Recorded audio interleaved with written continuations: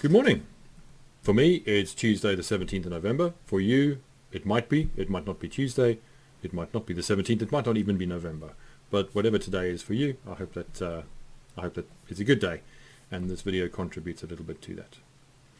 I wanted to share with you this morning, in a few minutes, some thoughts about the t-shirt that I'm wearing, which I'll show you a picture of in a moment. I bought this t-shirt as one of a number of t-shirts I bought a little while ago from a company called Mountain Warehouse, who are a very reputable company and who make outdoor gear, kind of middle of the range outdoor gear. Not super technical, high end, but more than competent outdoor gear for most of the British climate. And I bought some t-shirts from them because they had a deal on. And I bought this one because I really liked it. And on it there is a map of Yorkshire with contour lines, and I thought, how cool is that? I live in York, bang in the middle of the map, and I thought I'd like to own that t-shirt. So this is the t-shirt. Now, just want to point out a few things about this t-shirt, which I only noticed after I'd had it for a little while. York is here in the middle. Harrogate's in pretty much the right place. Scarborough is almost at the coast, which is getting there. Beverley's, yeah, more or less there, although Beverley's not spelled correctly on the t-shirt. But, you know, the people of Beverley won't mind too much. Seem to be a lot of contour lines between York and Beverley, so there's either a really big hill or a really big depression over here. But then it gets a bit interesting, because above Harrogate you have Ripon, and then you have Skipton up here, and in between you have a place called Lickley, which I can only presume is meant to be Ilkley, and it's not only in the completely incorrect place, it should be down here somewhere, but it's not even spelled properly. It gets even better. You'll see just over here in the corner, you can't see it, there's a little key that tells you what some of the things on the map mean. And these sort of pale green, yellowy triangles are mountains over 500 meters high. And these sort of dark greeny blue ones are mountains over 700 meters high. Now, not only is Lickley in the wrong place on the map, but I discovered, as I was wearing it one day and looking at it in the mirror, that just south of York there is a mountain over 700 meters high. Now, I might have missed that at some point, but I ain't seen no mountain like that. And there's quite an extensive range of mountains just heading directly south and then west from York, which again, you know, it's a bit hilly around the southern part of Leeds, but not seen any of those hills before. So I quite like this t-shirt because it's wildly inaccurate. And I don't know how Mountain Warehouse do their quality control, but you would think that somehow someone didn't even just approve this map. Someone didn't say, let's make this t-shirt without any irony. Someone actually said, yeah, I drew that, and I think that's a pretty fair representation of what Yorkshire, North Yorkshire around York actually looks like. Of course, maps are important, and I haven't used this map for well over 3 years, which makes me sad in the depths of my soul. It's my map of North Snowdonia. It's Harvey's map. I don't really like the Ordnance Survey maps, because the Ordnance Survey maps are things that you could hide a small, you could hide a football team behind nearly. They're that big and that unwieldy. But these little maps are made by Harvey's, a fantastic company that make outdoor maps. Well, what would an indoor map be?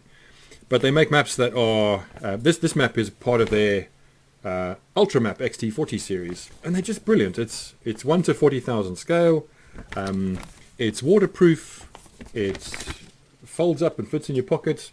3 years ago I was over here in the Carnets and spent a couple of nights out on the hills by myself while camping and being alone. I also found an old aircraft wreck which crashed into the cliff above the highest little sort of lake, tarn, I suppose, in Snowdonia, and found bits of the wreckage in the water and lying around from a very long time ago. I love maps, but like anything with maps, the devil's in the detail, and it's both about how you interpret what's in the detail, but also about the person who drew it. And when you're talking about a company whose reputation exists on the making of maps and their usefulness and their accuracy, the detail can be trusted. When it's a T-shirt from Mountain Warehouse and you think, oh cool, that's where I live, I'd love to have that, and then discover later on that someone has been on a wild flight of imagination when it comes to constructing this topographical map on my chest, the point is made. These are tricky times to navigate. Not so much because we know where we're going and we've got to work out how to get there, but because we are all needing to decide whose version of the map we're walking through we trust. Whose interpretation of the detail, whose signposting in whatever direction do we trust, and why? And that's a hugely important question. I was listening to the radio this week while I was washing the dishes or doing something else equally thrilling.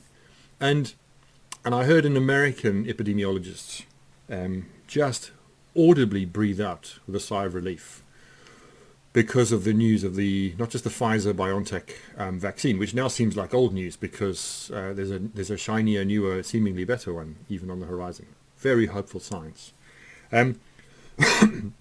But they literally said this. They said the best thing that had happened in that week wasn't so much that the virus was developed, but that Donald Trump came out and said that the development of the virus was the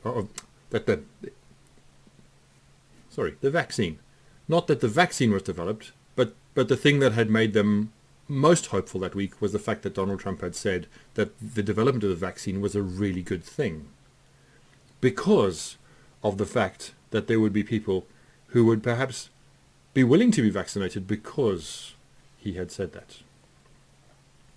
Now, this isn't an opportunity to take a pop at Donald Trump, but his voice is an example of the kind of voice that is quite loud in the world at the moment, that doesn't seem to do much detail, but does a lot of very aggressive pointing in all kinds of directions and kind of tells us what to do, where to go, what to think, what to believe, who our friends are, who our enemies are, what it means to be safe, responsible, what it means to be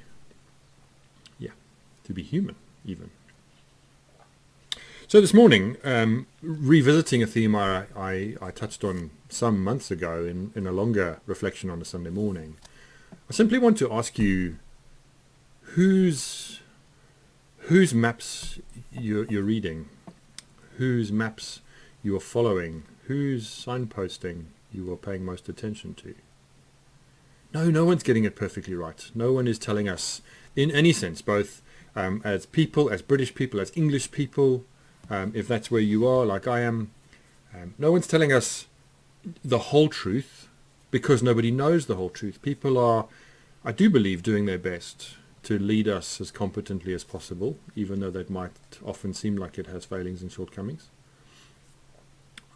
But at the same time as we have news of a vaccine, there is a movement afoot that is questioning vociferously, and not just questioning the wearing of masks, questioning the fact of vaccines being safe, and not just because people are uncertain about those things or feel that they're being imposed, but because they actually dispute the science and they take serious issue with the fact of as much fact as we have when it comes to what we've learned about this virus and how best to go about just being careful and cautious around each other. Of course, in a spiritual context, in the church's life, you don't have to go far on YouTube or anyone else to find all kinds of people signposting all kinds of frankly crazy things when it comes to the Christian faith or other faiths. But of course, that's me, isn't it? Interpreting what I think they're saying as a little bit unhelpful in terms of the traveling we need to do, the directions of it, the manner of it, and how we decide how we walk together. I love maps, and I like my T-shirts. I was really disappointed when I first noticed that. I had it for months. Put it on one day, looked in the mirror and thought, that's a bit odd. I'd never really had a good look at it. But I love these things because they give me work to do, you see. A map gives you work to do. It's not just the hills that give you work to do, it's the map itself. Because it asks you to do the work of interpreting it. It asks you to listen to what it says and to think about how that applies to your life in that moment, and it asks you to think about which way you're going from here because of the information it's given you. See, the maps aren't wrong. It's mostly us who are wrong in the hills. We think we are somewhere that we're not. We think we know better than the map might what we're looking at and which way to go, and so we can get ourselves into trouble that way. I think much the same is true in life.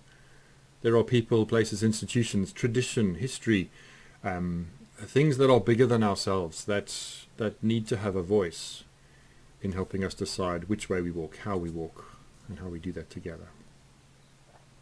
So whatever the next weeks and months look like, I hope that you walk well. I hope that you think about the voices you trust. You think about whose detail you're willing to make most room for and regard as most trustworthy. And if faith is part of your life, and you think that somehow praying, somehow being open to God might be part of that dynamic of listening and direction finding and trusting what is inside of you, what comes from within your church community, I hope that that's something that you can rest in, feel supported by, and perhaps give to others as a gift. So there's my t-shirt. There's one of my favorite maps. Actually, probably the last map that I used with any real intent. And there's Tuesday, the 17th of November, for good or ill. I hope it's a good day, and I hope that whatever voices you hear today, you sift them wisely, and you make up your own mind. But you do so not independently. You do that in the company of others who are all looking to do the best we can in difficult times. I'll be back tomorrow. Take care.